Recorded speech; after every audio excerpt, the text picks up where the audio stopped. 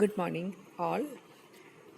അപ്പം നമ്മൾ സോഫാർ ഈ ഇൻട്രൊഡക്ഷൻ ടു മൈക്രോ ഓർഗാനിസം ആണ് നമ്മൾ, അല്ലെങ്കിൽ മൈക്രോ ബയോളജിയാണ് നോക്കിക്കൊണ്ടിരുന്നത്. അതിൻ്റെ various aspects like scope, future, components, beneficial and harmful micro organisms, ഇതൊക്കെയാണ് പഠിച്ചുകൊണ്ടിരുന്നത്. ഇനി നമ്മൾ പഠിക്കാൻ പോകുന്നത് ഒരു പുതിയൊരു ടോപ്പിക്കാണ്, ബാക്ടീരിയൽ ടാക്സോണമി അല്ലെങ്കിൽ ക്ലാസിഫിക്കേഷൻ ഓഫ് മൈക്രോ ഓർഗാനിസംസ്. അപ്പോൾ നീഡ്ലെസ് ടു സേ ഇതൊരു എസ്സേ ടോപ്പിക്കാണ്. പ്രിൻസിപ്പൽസ് ഓഫ് ബാക്ടീരിയൽ ക്ലാസിഫിക്കേഷൻ അഥവാ ക്ലാസിഫിക്കേഷൻ ഓഫ് മൈക്രോ ഓർഗാനിസംസ് എന്നൊക്കെ പറഞ്ഞ് സ്ഥിരമായിട്ട് ചോദിക്കാറുണ്ട്. അതും അല്ലെങ്കിൽ സിസ്റ്റമാറ്റിക് ബാക്ടീരിയൽ ക്ലാസിഫിക്കേഷൻ ഒരു എസ്സേ ആയിട്ട് ചോദിക്കാറുണ്ട്. അപ്പോൾ ഇത് വളരെ ഇമ്പോർട്ടൻ്റ് ആയിട്ടുള്ള ഒരു ടോപ്പിക്ക് തന്നെയാണ്. ബോത്ത് നമുക്ക് എക്സാം പോയിൻ്റ് ഓഫ് വ്യൂവിലും പിന്നെ ഒരു അവയർനെസ് എന്നുള്ള രീതിയിലും വളരെ പ്രധാനപ്പെട്ടൊരു ടോപ്പിക്ക് തന്നെയാണ്. So let's go to the classification of microorganisms. Coming to the introduction, taxonomy. Taxonomy എന്താണെന്ന് നമുക്ക് എല്ലാവർക്കും അറിയാം അല്ലേ? Taxonomy is the branch of science that deals with naming, describing and classifying of living organisms. അതായത് നമ്മൾ living ഓർഗാനിസത്തിനെ name ചെയ്യുക, അവർക്ക് scientific name കൊടുക്കുക, അവരെ ഡിസ്ക്രൈബ് ചെയ്യുക, അതിനുശേഷം അവരെ ഒരു ക്യാരക്ടറിസ്റ്റിക് ഒരു ഗ്രൂപ്പിലേക്ക് അല്ലെങ്കിൽ ഒരു പൊസിഷനിലേക്ക്, പർട്ടിക്കുലർ റാങ്കിലേക്ക്, ഒരു പൊസിഷനിലേക്ക് ക്ലാസിഫൈ ചെയ്യുക. ഈ പ്രോസസ്സിനെയാണ് ടാക്സോണമി എന്ന് പറയുന്നത്.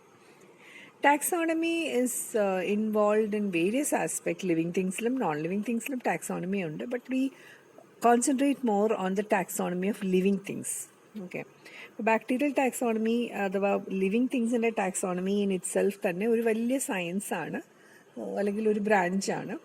There we can deal with the naming of all types of plants, animals and other smaller organisms. Now bacterial taxonomy. Bacterial taxonomy, it is the taxonomy or rank-based classification of bacteria. ഇപ്പോൾ bacterial taxonomy എന്താണെന്ന് ചോദിച്ചാൽ ഏറ്റവും സിമ്പിളായിട്ട് പറയാം, it is A taxonomy of the bacteria അഥവാ rank based. നമ്മൾ എങ്ങനെയാണ് bacteria അല്ലെങ്കിൽ ഓർഗാനിസംസിനെ ക്ലാസിഫൈ ചെയ്യുന്നത്? നമ്മൾ അവർക്ക് ഓരോരോ ലെവൽ കൊടുക്കും. Kingdom, level of kingdom, level of പിന്നെന്താ ഫാമിലി, ഓർഡർ, ജീനസ്, സ്പീഷീസ്, അങ്ങനെ പല പല റാങ്കുകൾ അഥവാ പല പല ലെവൽസ് ഓഫ് ഓർഗനൈസേഷൻ കൊടുക്കും. അത്തരം ഒരു ക്ലാസിഫിക്കേഷനെയാണ് റാങ്ക് ബേസ്ഡ് അഥവാ ഹയറാർക്കിയൽ ക്ലാസിഫിക്കേഷൻ എന്ന് പറയുന്നത്. അപ്പോൾ ഈ ടേം നിങ്ങൾ കേട്ടിട്ടുണ്ടാവും, ഹയറാർക്കിയൽ ക്ലാസിഫിക്കേഷൻ. ഞാൻ ബാക്ടീരിയയുടെ ഹയറാർക്കിയൽ ക്ലാസിഫിക്കേഷൻ ഒന്നുകൂടെ എടുക്കുന്നുണ്ട്. So bacterial taxonomy is a subject where a type of taxonomy where bacteria are classified based on their hierarchy or based on their rank. ഇനി bacterial taxonomy comprises of 3 components, അല്ലെങ്കിൽ bacterial taxonomic 3 ഭാഗങ്ങളുണ്ട്. They are classification, identification and nomenclature. ബാക്ടീരിയയ്ക്ക് മാത്രമല്ലാത്ത എല്ലാത്തരം ടാക്സോണമിക്കും ഈ 3 ഭാഗങ്ങളാണ് പ്രധാനമായിട്ടുള്ളത്: classification, identification and nomenclature. നിങ്ങൾക്കിത് എന്താണെന്ന് അറിയാം, എന്നാലും നമ്മൾ ഒരു ഇൻട്രൊഡക്ഷനിലൂടെ പോകുന്നതുകൊണ്ട് ഒന്നുകൂടെ ഈ ടോപ്പിക്സ് നമുക്കൊന്നുകൂടെ നോക്കാം. Okay, so what is classification? Classification is the orderly arrangement of units. നമ്മളൊരു വലിയ നമ്പർ ഓഫ് ഓർഗാനിസംസ് അല്ലെങ്കിൽ നമ്പർ ഓഫ് സബ്സ്റ്റൻസസ് ഉണ്ടെന്ന് വിചാരിക്കുക. അതിനെ നമുക്ക് ചെറിയ ചെറിയ യൂണിറ്റ്സ് ആയിട്ട് തരം തിരിക്കുന്ന ആ പ്രോസസ്സിനെയാണ് ക്ലാസിഫിക്കേഷൻ എന്ന് പറയുന്നത്. For example, you are coming across books in a library. So you can classify the books into novels, poem, fiction, അങ്ങനെ ഡിവൈഡ് ചെയ്യാം, സയൻസ് ഫിക്ഷൻ, അങ്ങനെ പല പല ഗ്രൂപ്പ്സായിട്ട് നമുക്ക് ഡിവൈഡ് ചെയ്യാൻ പറ്റും. ഇനി അതല്ലെങ്കിൽ നമുക്കതിനെ ലാംഗ്വേജ് ബേസ്ഡ് ആയിട്ടോ അങ്ങനെ പല എന്തെങ്കിലും കുറച്ച് ക്രൈറ്റീരിയ വെച്ചിട്ട് നമുക്കിതിനെ പല രീതിയിൽ പല യൂണിറ്റ്സ് അല്ലെ പല ഗ്രൂപ്പായിട്ട് തരംതിരിക്കാം. അങ്ങനെ തരംതിരിക്കുന്ന പ്രോസസ്സിനെയാണ് ക്ലാസിഫിക്കേഷൻ എന്ന് പറയുന്നത്. മൈക്രോ ഓർഗാനിസംസിലും അല്ലെങ്കിൽ ലാർജ് ലിവിങ് തിങ്സിലും അത് തന്നെയാണ്. We are arranging organisms or living beings in an orderly fashion. Orderly എന്ന് പറഞ്ഞാൽ ഒരു ചിട്ടയായ രീതിയിലാണ് നമ്മൾ തരംതിരിക്കുന്നത്. ഒരു ഓർഗാനിസം അത് ഓട്ടോട്രോഫിക്കാണ്, പിഗ്മെൻറ്റ്സ് ഉണ്ട്, അതിന് സെല്ലുലോസ് ഉണ്ട് എങ്കിൽ അത് പ്ലാന്റ് ആണ്. അവിടെ നമ്മൾ ചില ഓർഡേഴ്സ് അല്ല ചില ക്രൈറ്റീരിയ വെച്ചിട്ട് കൃത്യമായിട്ട് അതിനെ ഒരു ഗ്രൂപ്പിലേക്ക് ക്ലാസിഫൈ ചെയ്യുക. അപ്പോൾ ആ രീതിയാണ് നമ്മൾ ക്ലാസിഫിക്കേഷൻ എന്ന് പറയുന്നത്. It is the orderly arrangement of units. സാധാരണ നമ്മളിങ്ങനെ ക്ലാസിഫൈ ചെയ്യുന്ന യൂണിറ്റിനെ ടാക്സ എന്ന് പറയാറുണ്ട്. TAXA, ടാക്സ എന്ന് പറയാറുണ്ട്.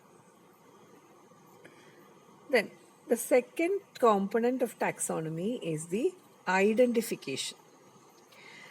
Identification means identifying or recognizing an unknown with a defined and named unit.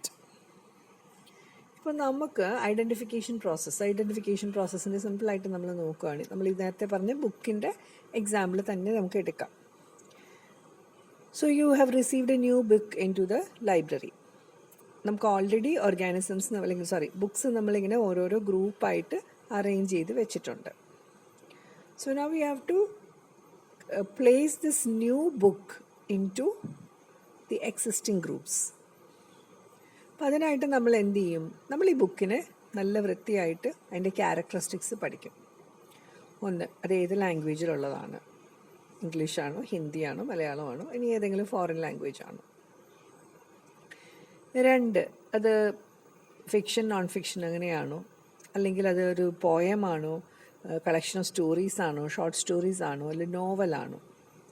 ഇങ്ങനെ അതിൻ്റെ ക്യാരക്ടേഴ്സ് ഐഡൻറ്റിഫൈ ചെയ്ത് അതിനെ റിക്കഗ്നൈസ് ചെയ്ത് അതിനെ ഏതെങ്കിലും ഒരു ഡിഫൈൻഡ് ആയിട്ടുള്ളൊരു അതിനെ നമ്മൾ ഒരു ഡിഫൈൻഡ് ആയിട്ടുള്ളൊരു ഫ്രെയിം വർക്കിലേക്ക് കൊണ്ടുവന്ന് അതിനെ ഓൾറെഡി നെയിം ചെയ്ത് ഒരു ഗ്രൂപ്പിലേക്ക് പ്ലേസ് ചെയ്യുന്ന പ്രോസസ്സിനെയാണ് ഐഡൻറ്റിഫിക്കേഷൻ എന്ന് പറയും.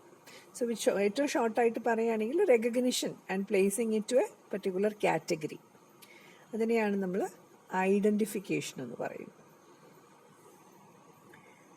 ഇനി നമ്മുടെ മൂന്നാമത്തെ ടേമാണ് നോമൻക്ലേച്ചർ. ഇതെല്ലാവർക്കും ഫെമിലിയർ ആയിട്ടുള്ളൊരു ടേമാണ്. Nomenclature means naming of units. Okay, നമ്മൾ നോമൻക്ലേച്ചറിൻ്റെ ഫാദറൊക്കെ ആയിട്ട് ബൈനോമിയൽ നോമൻക്ലേച്ചറിൻ്റെ എന്താ പറയുന്നത് ഫൗണ്ടറായിട്ടുള്ള കരോലസ് ലിനേയസിനെയാണ് കണക്കാക്കുന്നത്. So nomenclature means naming the units. നമുക്ക് വേൾഡ് ഓവറിൽ എവിടെ വർക്ക് ചെയ്യുന്ന സയൻറ്റിസ്റ്റിനാണെങ്കിലും ഈസി ആയിട്ട് ഒരു ലിവിങ് ബീയിങ്ങിനെ അല്ല ഓർഗാനിസത്തിനെ ഐഡൻറ്റിഫൈ ചെയ്യാൻ പറ്റുന്ന രീതിയിൽ ഒരു സയൻറ്റിഫിക് നെയിം കൊടുത്ത് അതിനെ റെക്കഗ്നൈസബിൾ ആക്കുക, ഈസിലി റെക്കഗ്നൈസബിൾ ആക്കുന്ന പ്രോസസ്സിനെയാണ് നോമൻക്ലേച്ചർ അഥവാ നെയിമിംഗ് എന്ന് പറയുന്നത്. So bacterial taxonomy is the taxonomy or classification system of the bacteria, and it has 3 important components. അതാണ് നമ്മുടെ first introduction part. Now coming to bacterial taxonomy, the first attempt at bacterial classification, it was done by a scientist called as Muller in 1786. 1786 Muller എന്ന് പറയുന്ന സയൻറ്റിസ്റ്റാണ് ഇത് attempt ചെയ്തത്. And it was not a complete system of classification, പക്ഷേ the classification system initiated. ഇനി ക്ലാസിഫിക്കേഷൻ്റെ ഹിസ്റ്ററിയിലെ തന്നെ ഏറ്റവും ഫെമിലിയറും ഏറ്റവും ഫേമസുമായിട്ടുള്ള പേരാണ് കരോളസ് ലിനേയസിൻ്റേത്. ഇപ്പം ഞാനൊരു നെറ്റിൽ നിന്ന് എടുത്തുകൊണ്ടാണ്, ചിലപ്പോൾ അത് സ്പെല്ലിങ് ചെറിയ ചെറിയ വ്യത്യാസങ്ങളുണ്ട് കേട്ടോ, text book to text book. നിങ്ങൾ സ്കൂളിൽ പഠിച്ച സ്പെല്ലിങ് അതായിരിക്കുമല്ലോ നിങ്ങൾക്ക് എളുപ്പം, നിങ്ങളത് തന്നെ പഠിച്ചോളൂ. So Carolus Linnaeus, he proposed the binomial nomenclature. Binomial nomenclature. എന്താ ഈ ബൈനോമിയൽ നോമൻക്ലേച്ചർ എന്ന് പറഞ്ഞാൽ? എല്ലാവർക്കും അറിയാവുന്ന കാര്യമാണ്, എന്നാലും റിപ്പീറ്റ് ചെയ്യാണ്. Binomial nomenclature is a system where an organism is represented by 2 names. അതുകൊണ്ടാണ് അതിനെ ബൈ എന്ന് പറഞ്ഞാൽ 2, നോമിയൽ എന്ന് പറഞ്ഞാൽ നെയിം. 2 പേരുകൊണ്ട് ഒരു ഓർഗാനിസത്തിന് നെയിം ചെയ്യുന്ന പ്രോസസ്സിനെയാണ് ബൈനോമിയൽ നോമൻക്ലേച്ചർ എന്ന് പറയുന്നത്. ഇതിലെ ആദ്യത്തെ name, it is the genus name, and the second name is the species name. അപ്പോൾ ഈ ഒരു ക്ലാസിഫിക്കേഷൻ സിസ്റ്റത്തിനെയാണ് ബൈനോമിയൽ നോമൻക്ലേച്ചർ എന്ന് പറയുന്നത്. And it was proposed by a scientist, Carolus Linnaeus. And according to Carolus Linnaeus, all organisms were divided into 2 kingdoms.